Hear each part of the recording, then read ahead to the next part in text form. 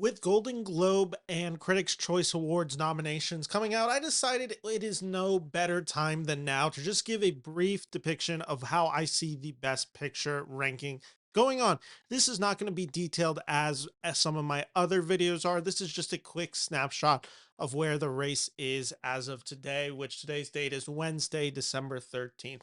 I've only listed 12 to 13 names here. Actually, apparently I have 14 names. And so I'm not going to break it down by category. I just kind of want to give a brief snapshot of what I believe the race to look like. And let's just kind of start with the outside looking in. Right now, I think there are 14 names, and that means four of them will not make the cut.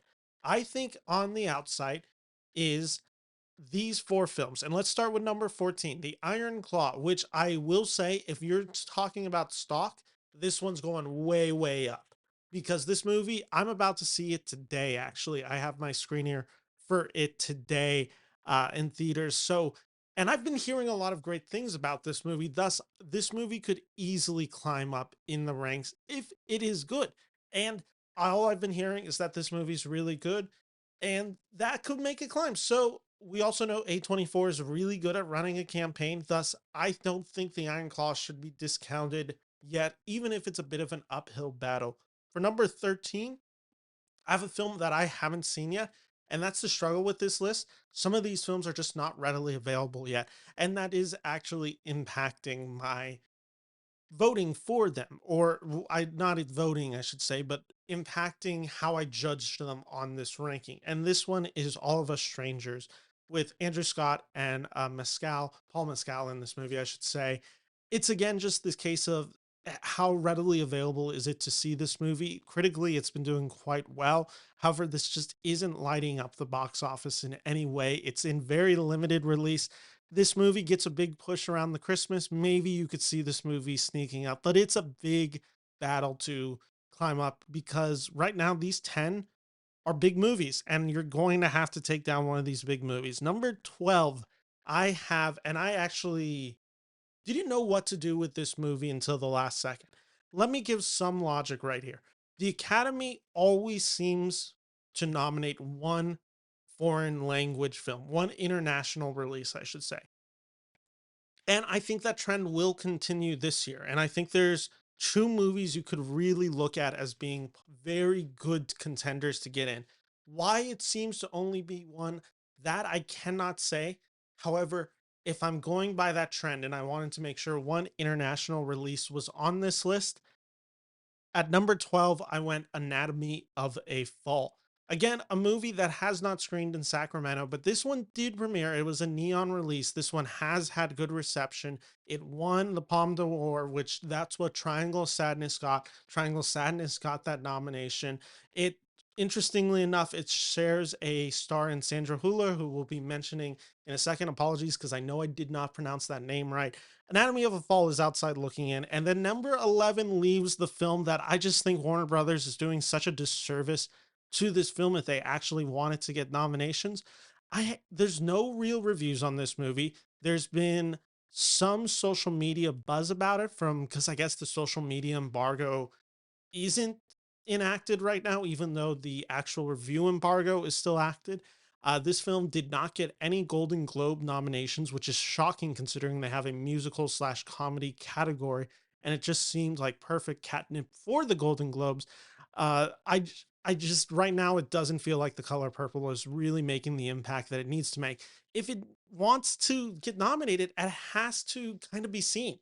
And the case is, if this movie is coming out on Christmas, and I know it will be screened before Christmas, so voters will be able to see it, but people have to be talking about your movie. And as right now, there's just not a ton of buzz on it because there is no one who's really gone to see the movie, and the people who have gone to see the movie are embargoed on it. So I don't know what to tell you. I know there's really positive social media buzz, but social media buzz always tends to be positive. So where does that leave it? Right now, it leaves it off the list. Color Purple could skyrocket way up in about a week or two when more people are talking about it, which brings me to my top 10. I had a lot of challenges doing this top 10 list.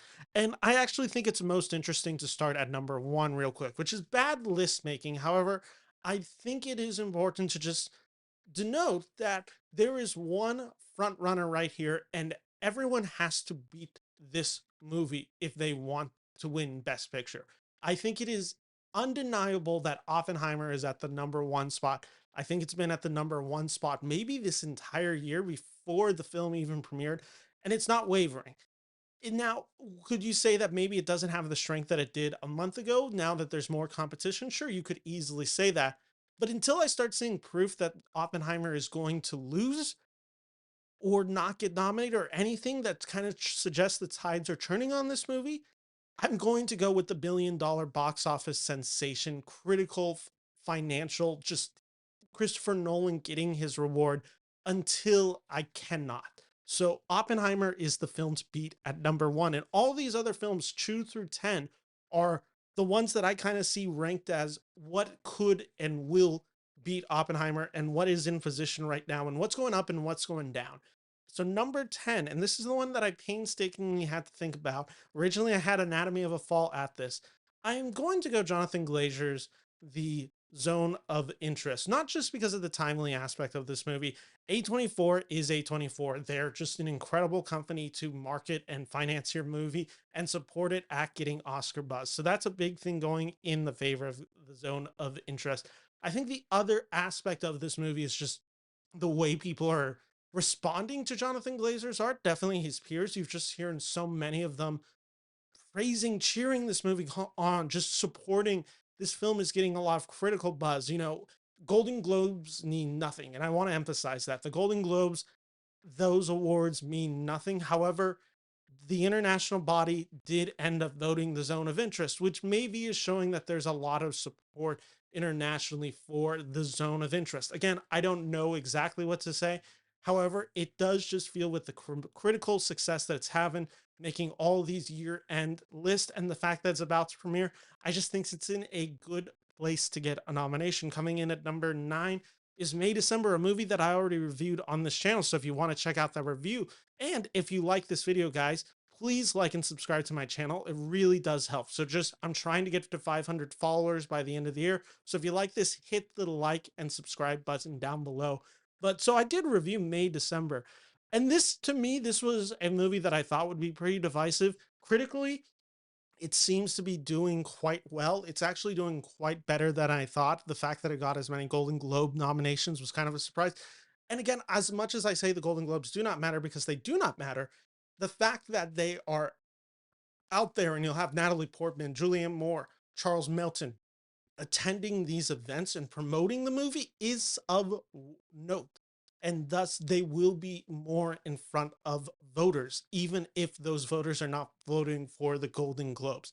That's why May December is at number 9. I think this is a really weird film.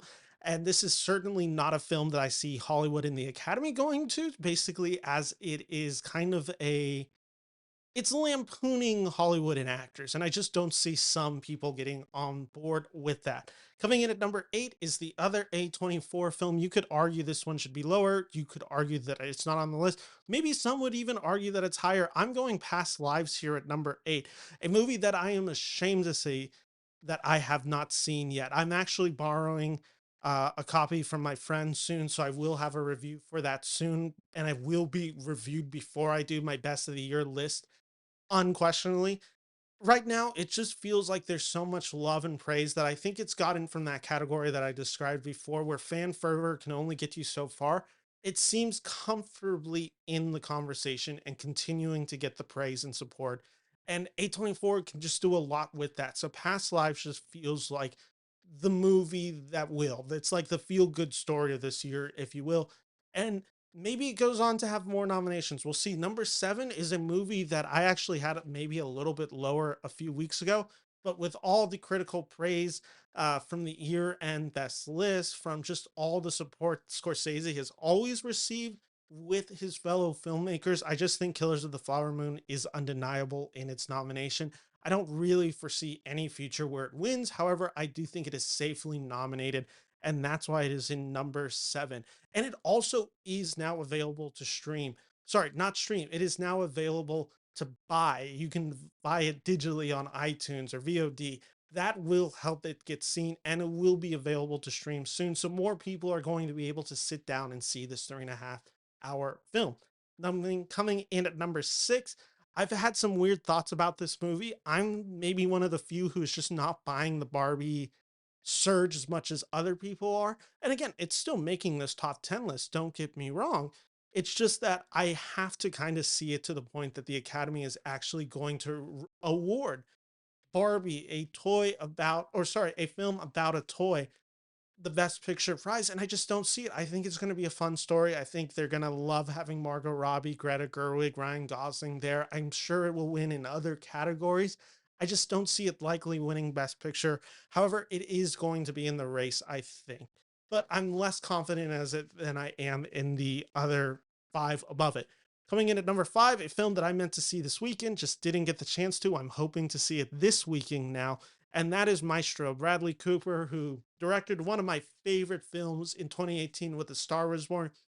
He's coming back. This is really Netflix's biggest play this award season with Bradley Cooper. They're putting a lot of effort into it. Some may even say that Bradley Cooper is the front runner to win Best Actor. I'm not sure if I'm there yet. However, I have heard that conversation and dialogue going on. So we'll see about that. However, Maestro just feels like it is comfortably in this race and in it for a little bit. So we'll see if that climbs. And I think it is climbing right now, just simply due to the fact that it is now available to be seen and will be hitting Netflix in about a week or so.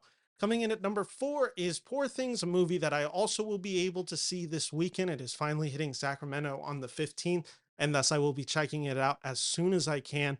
This has been one of the big films this award season. I've been hearing a lot about this Emma Stone performance. Again, I can't wait to actually see it so I can talk about it in more detail. This is the case where Yorgos is a director that is far more respected than I think some people would assume within the Academy, just because of how well The Favorite did. Poor Things is far more sexually explicit than The Favorite was, even though The Favorite definitely had its raunch in it. This is going to be a film that may not please everybody and may be a bit too out there for some voters. Again, I can't really speak high on it just because I haven't seen it. So that's why it's kind of at number four. This could be the case if after I see it Saturday or Sunday, this bumps up to number two just because I'm like, oh, well, I saw it and this is definitely going to be a crowd pleaser. We'll see. At this point, just kind of seeing the trailers and based on some of the people that I've heard talk about it, it sounds like it is certainly a crowd pleaser, but it's definitely a movie that will alienate some audiences. And divisiveness is not always a great thing for winning an Academy Award. Coming in at number three, a film that I have seen, it's Alexander Payne's The Holdovers. A really solidly great film. I had a good time watching this movie. I really enjoyed it. I liked all the performances. I'm at this point with this movie that I think it winning Best Picture is probably the worst thing that could happen to The Holdovers legacy. I think this is a really good film. I think people will enjoy this film for holidays to come, and there will certainly be some people really championing this film. I just don't see it as anything more than that. I think this is a really good film, one that will be praised and people will support. But to win Best Picture, it just seems a little out there for me, and a point that I don't feel great about. Again, I think this is the case where 10 years from now we could be like, oh dude, I love the holdovers. I've seen it so many times. It's such a great Christmas movie. I love this work from Alexander Payne. But it's all of a sudden when you went associated with a best picture win, all of a sudden it's like, is this one of the weirder slash worst best picture wins? Again, a film that I really like. To me, it's not the thing that a best picture film is made of. And maybe that's an indictment that it should be higher, because I felt that a lot about a lot of the other best picture films like Green Book, where it's just like, that shouldn't really win. Shape of Water, where it's just like, okay, really? And then that's the one that wins. So maybe you will really align with Academy voters' taste. And Alexander Payne has always done well with his fellow peers. Coming in at number two, some people are going to be absolutely shocked that I have this right under Oppenheimer. I just think MGM has been doing a very good job promoting this film. I've seen this film, and that also helps. I just think with the TIFF response to this movie, everything associated with it, Jeffrey Wright at the front and center of it, I believe American Fiction is at a good spot right now, getting that release right when you need a release. it's going to get nominated for certain awards. Like you're going to see it in a bunch of other ones. I'm sure you'll see it in SAG. I'm sure you'll see it in writing, all of that.